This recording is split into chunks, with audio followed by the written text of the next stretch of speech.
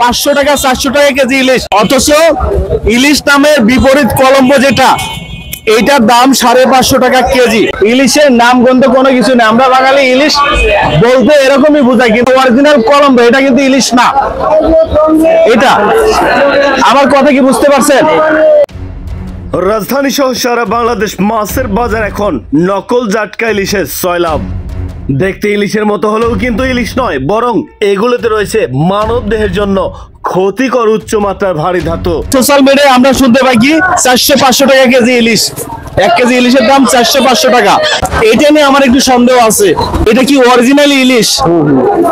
Original ইলিশ আমি কিন্তু খাইলাম অরিজিনাল ইলিশ, আমরা খাইলে কি আমি কিন্তু আছি খাইলাম। হ্যাঁ, এইটার যে একটা স্বাদ, ইলিশ হলেও যে একটা স্বাদ, এটা কিন্তু আমি পাই নাই। না পারলে আমি গন্ধ তো পাইতে হবে নাকি? বন্ধ না পারলে কি করবো? কলম্বো ও চন্দনা নামে এসব মাছ দেদারসে আমদানি হচ্ছে চট্টগ্রাম বন্দর দিয়ে এবং দেশের বাজারে ইলিশ নামে বিক্রি হচ্ছে।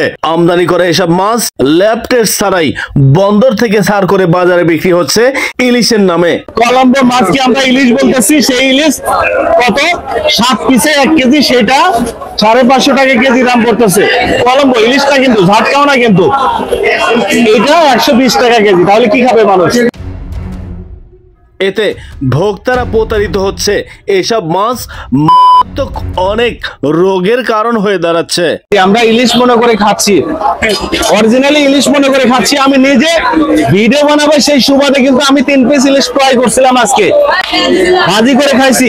7 পিসে 1 কেজি 550 টাকা, 1 পিসে 1 কেজি, এটার দাম 1500 টাকা। তাহলে ইলিশ কোথায় কমলো? বেচতেছে 300 টাকা কেজি। এটা কি অরিজিনাল ঝাটকা নাকি কলম্বো? না না, অরিজিনাল ঝাটকা।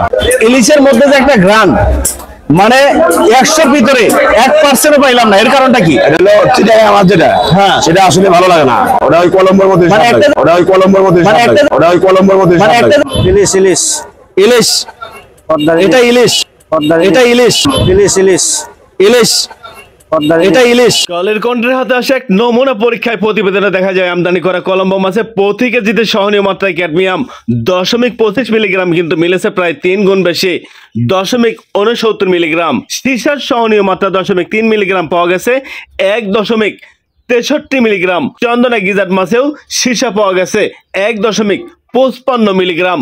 সূত্র মতে বাংলাদেশ নিরাপদ খাদ্য কর্তৃপক্ষ চট্টগ্রাম বন্দর দিয়ে ছাড় হওয়া বেশ কিছু সামুদ্রিক মাছের চালান ঢাকার নাম করা ল্যাবে পরীক্ষার উদ্যোগ নেয়। সেখানে এই 2 মাছে ক্ষতিকর পদার্থ পায় উচ্চ মাত্রায়। চিটাগাং মাছ যেটা, হ্যাঁ, সেটা আসলে ভালো লাগে না। ওটা ওই কলম্বোর মধ্যে মানে স্বাদ একটা লাগে। যে সেন্ট, একটা যে স্মেল, জি জি, মানে 100 ভিতরে 1% আমি পাইলাম না। তাহলে এটাকে আমি কেন ঝাটকা বলবো? ঝাটকা কোন হিসেবে বলবো বলেন তো? ঠিক আছে। কিছু অসাধু ব্যবসায়ী জেনে অজেনে কলম্বো, চৌকা, চন্দনা গিজাট সামুদ্রিক মাছকে চাঁদপুরের ইলিশের ছোট পোনাকে জাটকা বলে বিক্রি করছে। যেই মাছের নির্ধারিত দাম হওয়া উচিত ছিল 150 থেকে 200 টাকা, অথচ তারা কলম্বোকে ইলিশের দাবি করে প্রতি 7 পিসে 1 কেজি 550 টাকা বিক্রি করছে। এই যেন নিরীহ মানুষের বিশ্বাসকে নিয়ে খেলা করা হচ্ছে।